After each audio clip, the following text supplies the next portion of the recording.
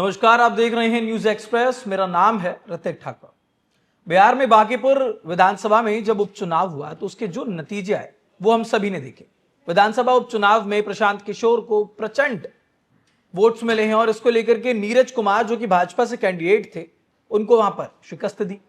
लेकिन सवाल यह है कि जिस तरीके से बांकीपुर का ये विधानसभा उपचुनाव हुआ है उसमें आखिरकार क्यों बीजेपी को इतनी करारी हार झेलनी पड़ी और उसके बाद प्रधानमंत्री नरेंद्र मोदी से मुलाकात करने के लिए नीतीश कुमार क्यों पहुंचे हैं? क्योंकि बिहार में पूरी तरीके से एनडीए अपने आप को मजबूत बताती रही है। बिहार में हर जिले से, हर विधानसभा सीट से जब भी बीजेपी की कोई तस्वीर आती है, बीजेपी के किसी बड़े नेता का बयान आता है तो उनका साफ तौर पर यह कहना होता है कि यहां एनडीए बहुत मजबूत है। तमाम 5 सहयोगी दलों के साथ मिलकर के एनडीए बिहार को विकास की राह पर लेकर चल रही है। लेकिन जब बांकीपुर का ये चुनाव हुआ तो यहां पर बीजेपी हार गई और छोटा मोटा अंतर नहीं था, अंतर था लगभग 19,000 वोटों का। 19,000 वोटों का अंतर बहुत बड़ा होता है। और इसके बाद दूसरा बड़ा फैक्टर ये कि प्रशांत किशोर तो खुद खड़े थे। अब जनसुराज के प्रशांत किशोर वहां पर बेशक चुनाव में खड़े थे, लेकिन किसी को ये इतनी उम्मीद नहीं थी कि वहां पर 19,000 वोटों का जो अंतर है वो आएगा। क्योंकि पहले थोड़ा सा आपको मैं 2025 के चुनाव से अभी तक का ब्रीफ कर देता हूं। 2025 में प्रशांत किशोर की पार्टी जो है वो 243 सीटों में से 238 सीटों पर चुनाव लड़ती है। लेकिन इन 238 सीटों में से प्रशांत किशोर किसी भी सीट से खड़े नहीं हुए थे। जो लोग बार बार कहते भी थे कि भाई प्रशांत किशोर आखिरकार खुद क्यों नहीं खड़े हुए। लेकिन इस बार जब बांकीपुर की सीट खाली हुई, क्योंकि नितिन नबीन को भाजपा का राष्ट्रीय अध्यक्ष बनाया गया है, वो राज्यसभा सांसद हो गए हैं, तो वो सीट खाली हुई। अब वो जब सीट खाली हो गई तो भाजपा की सबसे बड़ी सीटों में से एक बांकीपुर है, क्योंकि लगभग 3 दशक से यहां पर भाजपा का राज था। भाजपा यहां पर एक तरफा जीतती थी। लेकिन अब ऐसे में 30 साल बाद वो किला जो है वो ढहा दिया है। प्रशांत किशोर यहां पर जीत गए, लेकिन सब यही सवाल करेंगे आखिरकार क्यों बीजेपी को इतनी बड़ी हार यहां से मिली है, वो भी वो सीट जिसके विधायक पहले नितिन नबीन हुआ करते थे, बिहार सरकार में पथ निर्माण मंत्री हुआ करते थे, आज भाजपा के अध्यक्ष हैं। बावजूद इसके उनकी सीट खाली होने के बाद बीजेपी को वहां से लोगों ने हटा दिया। लोगों को यह नहीं लगा कि शायद वहां पर बीजेपी ज्यादा अच्छा काम कर पाएगी। हालांकि 2025 में जब चुनाव हुए थे तो वहां पर बीजेपी जीती थी, तब 41% जो वोटिंग है वो वहां पर हुई थी। लेकिन इस बार लगभग 34% के आसपास यहां पर वोटिंग हुई है। 3,80,000 के करीब जो है यहां पर मतदाता है। लेकिन इन सभी में से 61,000 से ज्यादा मतदाताओं ने मतदान जो है वो प्रशांत किशोर के फेवर में कर दिया। अब सवाल यह नहीं है कि प्रशांत किशोर क्यों जीते, सवाल यह है कि बीजेपी क्यों हारी। और उसके बाद नितिन नबीन की सीट जब खाली होती है, वहां पर पहले अभिषेक कुमार बंटी को उतारा जाता है, उसके बाद कैंडिडेट बदला जाता है, फिर नीरज कुमार को लाया जाता है, उसके बाद उनकी हार होती है और फिर प्रधानमंत्री नरेंद्र मोदी दिल्ली में नीतीश कुमार के साथ मुलाकात करते हैं और इसी पर सबकी जो नजर है वो पड़ गई।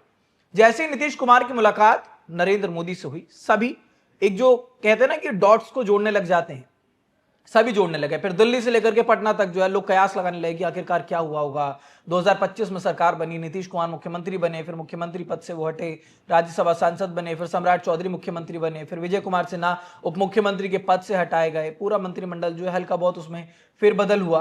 तो क्या यही सारी वो वजह है जिसकी वजह से नीतीश कुमार मिलने पहुंचे, बिहार का हाल जो है उसको बताने पहुंचे? क्योंकि अनंत सिंह जो कि जेडीयू से विधायक है, उन्होंने साफ कहा था कि अगर नीतीश कुमार नहीं रहेंगे तो हम अगला चुनाव नहीं लड़ेंगे। बिहार में तमाम जगहों पर लोगों के मन में एक नाराजगी है जब से नीतीश कुमार को हटाया गया है। लोगों का कहना है कि लोगों ने नीतीश कुमार के चेहरे पर वोट डाला था, वो 10,000 रुपए जो आ रहे थे, लोगों को लगा कि शायद नीतीश कुमार ही बिहार का विकास लगातार करते आ रहे हैं, वो अभी करेंगे। और उसके बाद लेकिन जब नीतीश कुमार को हटा दिया तो शायद जनता के मन में एक नाराजगी, जनता ये नहीं चाहती थी कि नीतीश कुमार को हटाया जाए, उनको पटना से हटा करके दिल्ली बैठाया जाए। और शायद उसी की एक बड़ी वजह आज ये बांकीपुर है। एक ट्रेलर के रूप में लोग इसको देख रहे हैं और शायद इसी वजह से ये माना जा रहा है। फिलहाल अभी कोई औपचारिक ऐसा ऐलान नहीं हुआ, लेकिन हाँ, बांकीपुर हारते ही नीतीश कुमार से अगर आप मिलते हैं तो, क्योंकि राजनीति में लोग तस्वीरें बहुत सारी चीजें जो हैं बयां करती है और लोग बहुत ज्यादा अंदाजा लगाते हैं। लेकिन सवाल यही है कि बीजेपी के हार के पीछे क्या 2-3 फैक्टर्स हैं। सबसे पहला फैक्टर, क्योंकि प्रशांत किशोर की अगर हम बात करें, जनसुराज पार्टी के संस्थापक हैं, वो जब भी चुनाव करवाते हैं या उनकी पार्टी खड़ी होती है तो उनकी एक कोशिश होती है कि वो पूरा होमवर्क करके बैठ जाए। तो ऐसे अभिषेक कुमार बंटी को जब बीजेपी ने खड़ा किया तो उनका एक लंबा चौड़ा सा जो डिटेल है वो पर्चे में लेकर के वो बैठे हुए, तो उन्होंने कहा कि देख लो वरना हम करेंगे सब कुछ साझा, क्योंकि बिहार के मुख्यमंत्री सम्राट चौधरी हों या फिर अशोक चौधरी हों, कोई भी, हमने बिहार इलेक्शन के समय पर देखा किस तरीके से प्रशांत किशोर सबका डेटा लेकर के बैठते थे। तो शायद अभिषेक कुमार बंटी का भी कुछ ऐसा डेटा था, जिसके बाद अभिषेक कुमार बंटी ने खुद ही बोला कि मैं इस चुनाव को नहीं लड़ पाऊंगा, मेरे कुछ पारिवारिक कारण है, चलिए कोई बात नहीं। फिर नीरज कुमार आए। अब नीरज कुमार जब चुनाव लड़ने के लिए पहुंचे तो लोगों के मन में एक बात जरूर आ गई कि शायद हो सकता है बीजेपी यहां पर गाहे बगाहे थोड़ी सी कमजोर है, बीजेपी का कैंडिडेट उस तरीके का मजबूत यहां पर नहीं है जैसे पहले तमाम जगहों पर होते हैं, या नितिन नवीन की तरह काम कर पाएंगे, या फिर ये कहेंगे बीजेपी का जो कंफ्यूजन था वही प्रशांत किशोर के लिए एक हथियार बन गया और वही वहां के लोगों को डाइवर्ट भी करके चला गया। नितिन नवीन जैसे ही दिल्ली पहुंचे, प्रशांत किशोर लग गए थे बांकीपुर को साथ देने, और उसके बाद किसी को उम्मीद नहीं थी कि प्रशांत किशोर खुद यहां से चुनाव लड़ेंगे। लेकिन वो विधानसभा क्षेत्र जिसमें 25 कैंडिडेट थे, उनमें से प्रशांत किशोर एक कैंडिडेट थे, और लगभग वहां की जनता प्रशांत किशोर को लेकर के आगे बढ़ती रही। उसके बाद यहां पर वोटिंग हुई, सारी चीज हुई, और प्रशांत किशोर को अच्छा खासा आंकड़ा जो है वहां वोटों का वो मिल गया। लेकिन सभी यही कहते रहे कि मुख्यमंत्री के तौर पर नीतीश कुमार को हटाना, सम्राट चौधरी को मुख्यमंत्री बनाना एक फैक्टर। उसके बाद दूसरा फैक्टर ये कि जेडीयू जो है और बीजेपी, पहले जेडीयू को बड़े भाई की भूमिका में रखा जाता था और बीजेपी छोटे भाई की भूमिका में रहती थी, लेकिन आज बीजेपी बड़े भाई की भूमिका में आ गई है, ये दूसरा। तीसरा, प्रत्याशियों को बार बार बदलते रहना, इसको लेकर के जो ये कंफ्यूजन था, ये तीसरा बड़ा फैक्टर माना गया। यानी ये 3-4 चीजें थी जिसकी वजह से बीजेपी का वो लंबे समय से जो किला बीजेपी मेंटेन करती आ रही थी, वो किला शायद ढह गया है, और इसी की वजह से बार बार सभी का ये कहना है कि अब बीजेपी अपनी इतनी बड़ी सीट हारी है, बाकायदा एक बड़ी साख जो थी वो दाव पर थी।